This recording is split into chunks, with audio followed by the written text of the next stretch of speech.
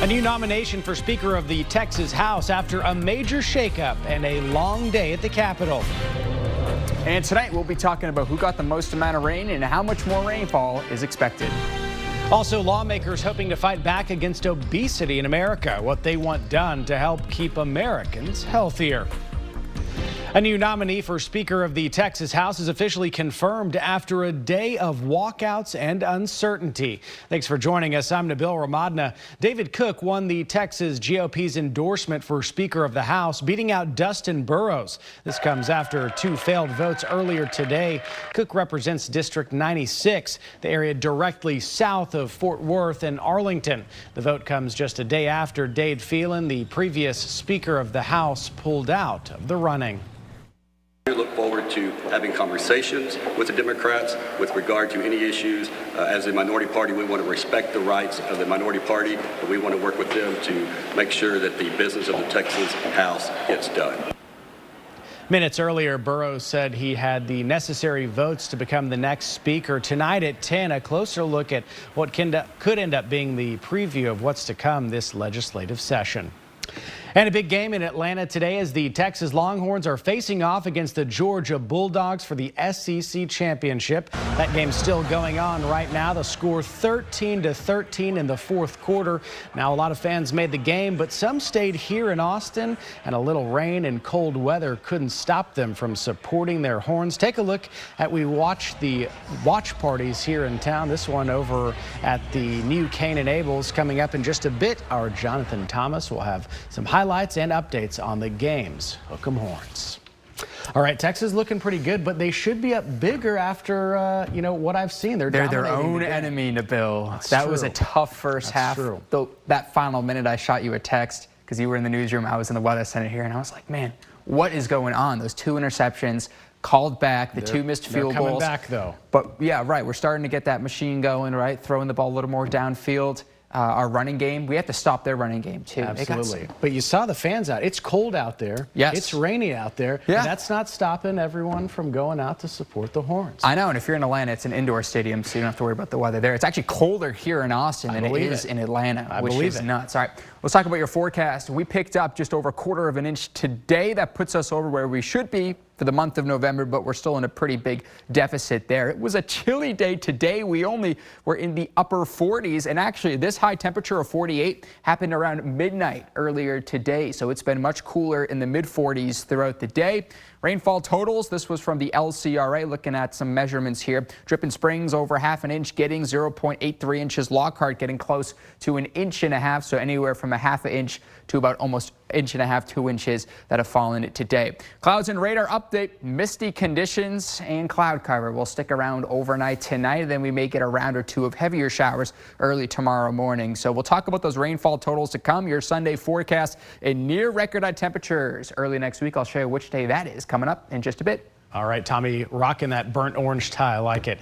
The manhunt continues for the murder suspect of the United Healthcare CEO, marking 3 days since the multimillionaire was shot dead in New York. Just yesterday, police say a person of interest in the case left the city by bus, with the FBI offering a $50,000 reward for any info that leads to his arrest. New York Mayor Eric Adams says law enforcement is getting closer to unmasking the person responsible. It was a horrific incident in our city, and we want to make sure this person is removed off the streets of America, not only off the streets of New York. So far, no motive has been confirmed for the killing. However, earlier this year, United Healthcare was the subject of a Senate investigation into insurance companies intentionally denying people's claims for profit. Senate Democrats are questioning FDA officials on processed foods and their role in obesity and nutrition. Lawmakers want the FDA to do its job to help Americans understand the health risks associated with eating certain foods that they say are designed to be overeaten. Washington correspondent Basil John reports. Vermont Senator Bernie Sanders is calling on the FDA to do something about the obesity and diabetes epidemics in the country. From where I'm standing here, the FDA has not responded in any way with the urgency of the crisis. Sanders says for decades, Congress and the FDA allowed large corporations to profit by enticing children and adults to consume ultra-processed foods and beverages loaded up with sugar, salt, and saturated fat. There are 15 teaspoons of sugar in this product. How many parents in America know this when they give it to their kids? Say, here, have a Coke, go out and play ball. Have you done your job? With all due respect, I've been working on this problem for all of my career. This is what I've done. According to the CDC, more than 35 million Americans have type 2 diabetes, and about 90% of those with type 2 diabetes are obese. Virginia Senator Tim Kxan wants more clarity on nutrition labels, like in other countries. Have other nations already embraced front of package labeling of the Absolutely. way that FDA is trying and to not do? just labeling, but warning signs. Yeah. Louisiana Republican Senator Bill Cassidy agrees this is a major issue, but there is no silver bullet to resolve it. The committee needs to look at all factors leading to obesity and how Congress can use its resources to promote a healthier lifestyle. Cassidy promises Congress will continue to press on this issue with bipartisan support when the next administration takes office and Republicans control the Senate. Reporting in Washington, I'm Basil John. With the holiday season underway, the United States Postal Service is offering tips for customers on their shipping gifts. Though they advise customers not to delay if you want your holiday mail to arrive on time. Kara Bracken reports. Thank you so much. The holiday rush is on. Christian Johnston, USPS Customer Relations Coordinator, says this year's been a busy one with the election season. Now it's full force into the holidays. Peak holiday mailing season does start pretty early. First things first, picking out the right box. You want to make sure that it fits inside the box. Then you'll use that packing material to protect around it. The next thing you want to do, double checking you have the right shipping address down. It is crucial. Having the proper address on there is how our sorting machines are able to check the state, the city, and the zip code where it's going to. You don't want to guess on the zip code. Then you need to make sure the package is sent out in time for the holidays. To get it there by Christmas by ground or first class service, December 18th is your deadline. The latest date sent via priority mail is December 21st. And today marks the 83rd anniversary of the attack on Pearl Harbor, which was commemorated with a ceremony at the National Memorial in Hawaii. On December 7th, 1941, 350 Japanese aircraft launched an aerial attack on the U.S. naval base, killing more than 2,400 Americans, destroying a large part of the U.S. Pacific Fleet. Each year, thousands gather on the shores of Pearl Harbor to remember the event and reflect on the lasting impact of that day of infamy. According to Pacific Historic Parks, there were only 2 survivors in attendance this year. A Texas organization is putting a face and name on thousands of children in foster care, one portrait at a time. Heart Galleries of Texas captures portraits of children in the system, working with businesses and organizations across the state to display those photos. The goal is to help these children have their personality shine and aid them in finding their forever family. These kids are so special. Each one, unique personalities, different interests, searching for families that match in different ways. And so they really deserve to have their stories told with dignity and in a way that really honors the individuality of each child. The organization received funding from the Texas legislature in 2023 to expand its efforts statewide. Of more than 500 children photographed by the organization, 40% of them have gone on to find adoptive families. Now, digital reporter Kelsey Thompson has more details on the organization and ways to get involved. On this story, you can just go to our website, kxan.com. Good to see the good work that they're doing there. But talking about weather here, it is not a fun day. A little gloomy outside, some rain. Well, that's not stopping people from that orange right there. It was the perfect day to stay inside and watch some college football, right? This was our coldest high temperature since February. Absolutely. So for those who like cooler weather, it's great. But if you don't like it, we're going to be talking about 80s returning this next week. Let's talk about your forecast right now, what to expect overnight tonight. 44 at Camp Mabry in Austin, winds out of the north at 3 miles per hour, humidity 100%. It's foggy, it's misty.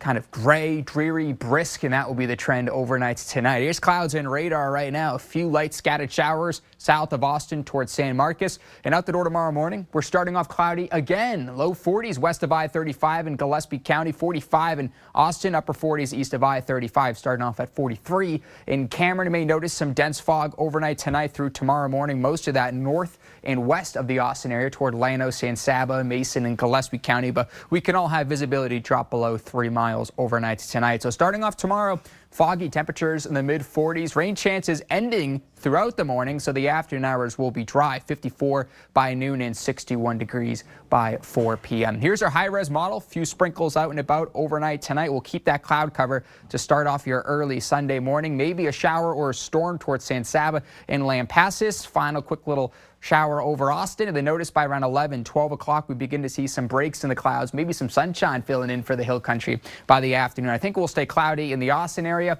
When it's all said and done, an additional 1/10 of an inch to 1/4 of an inch for portions of our area farther up north toward Waco and DFW, closer to 1 inch of rain, and south and west of us toward San Antonio, less than 1/10 of an inch of additional rainfall. How about Monday? If you don't like the cold today, 82 degrees. That's more than a 30-degree difference from today compared to where we're dealing with highs on your Monday. 80 in Georgetown, upper 70s toward the hill country. Our normal high this time of year is 65, so that's going to be almost 20 degrees warmer than our normal high this time of year. But a cold front will move through. It's a dry front, but big temperature drop from Monday, 82 back down to 61 degrees on Tuesday, 64, a little more seasonable by your Wednesday. So tonight, 45 degrees, cloudy skies. It'll be just nice and foggy and cool for those who like the winter weather. 63, a little more seasonable tomorrow. Morning showers, winds out of the southwest at 5 to 10 miles per hour. Here's your first warning weather 7-day forecast. So we have some morning showers and storms tomorrow, and then sunshine on your Monday, 82. Front moves through, 61 on your Tuesday, 64 on Wednesday, back up into the 70s next Friday and Saturday. But beyond tomorrow morning, the next week looks dry. This is KXAN Sports, brought to you by Thomas J. Henry. When Texas headed to the SEC, there were questions about whether the Longhorns could rise to the top of the conference the same way it did its final year in the Big 12. Well, today is here, and Texas is playing for the SEC championship against a team, Georgia, who has made 4 straight title games. And today has been a slugfest. Things starting to open up a little bit more. We're down to the final minutes of this game right now, and Georgia is ahead of Texas 16-13. Georgia took the lead on a field goal on their last offensive drive, but Texas just had a very unfortunate situation happen for them. Quinn Ewers threw an interception. His pass was intercepted by Dalen Everett. So now Georgia has the ball in Texas territory on the Texas 26-yard line to be exact. So they can, Georgia, if they score a touchdown, it'll be a 2-possession game. Field goal still be a 1-possession game, but Georgia can definitely run out a lot of clock here and make things difficult for Texas here to come back. But right now, once again, final couple of minutes, Georgia ahead of Texas 16-13 in the SEC championship game. Georgia, this will be their 4th straight appearance in the SEC title game. The UT men's basketball team has rattled off 7 straight wins after losing their first game of the season. Now they've got the back-to-back defending champions in town, Kxan, tomorrow at the Moody Center. Longhorns stifled NC State on the road this past Wednesday night, earning a victory during the SEC ACC Challenge. Now December is a time to tune up before conference play. So challenging opponents are welcome as the Longhorns try to find out as much about themselves before beginning the gauntlet that is SEC play. You know, I'll talk to our guys about December. It's about the details. It's about us trying to get really good at the things we're trying to do defensively, offensively, and really that's kind of our main focus. I think if you're able to do that day in and day out, I think you'll continue to build and continue to reach the ceiling that you think you're going to try to have with your teams. But respect every opponent. A lot of this time of the year, non-conference is about you trying to get better yourselves. To the women now, Texas suffered its first loss of the season on Thursday, falling to another top 10 team, Notre Dame, in overtime. Now, Texas will get a bit of a reprieve with its next game tomorrow against James Madison, but it's on the road, so there will be some level of increased difficulty. We're going to have a day at home, and then we're going to go right back on the road and play Sunday on the road again. And so we'll find out a little bit more about our team. I knew we'd find out a little bit about us tonight, and I think we did. So now it's how do you respond?